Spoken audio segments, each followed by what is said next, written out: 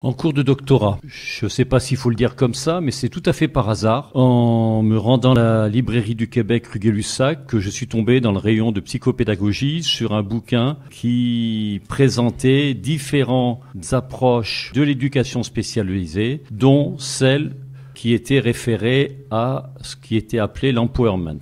Donc par curiosité, j'ai lu ce qui concernait cette approche et j'ai essayé par la suite de trouver d'autres écrits qui me permettaient de préciser tout ça. J'ai eu beaucoup de mal, c'est-à-dire que j'ai dû par la suite trouver 2 revues bilingues de psychologie communautaire, les faire venir du Canada, etc., etc. Dans ces revues, plusieurs auteurs traitaient des questions d'oppression, de pouvoir et autres. J'ai pu rentrer en lien avec un des auteurs et c'est là que les choses se sont réellement mises en marche. Mais j'ai mis énormément de temps à prendre pied dans cette affaire-là. Je vous le dis tout de suite, c'est pas en 1 an, c'est pas en 2 années que j'ai pu comprendre ce qu'il en était, ce qui distinguait du reste. Ça m'a fallu des années. Même aujourd'hui, je suis pas encore au clair avec tout. Vous étiez encore éducateur à l'époque ? Oui. J'ai fait tout mon cursus d'études tout en travaillant comme éducateur. Ça répondait à un besoin ? Oui, parce que le premier besoin, c'était vraiment le sentiment d'avoir fait des grosses bêtises dans les premières années de ma carrière. Quand j'étais à l'école, j'ai moi-même fait l'IUT entre 76 et 79. On m'a appris des bêtises. On m'a appris des choses qui font qu'après, je suis intervenu au sein d'équipes dans des conditions qui, je pense, ont plus enfoncé les personnes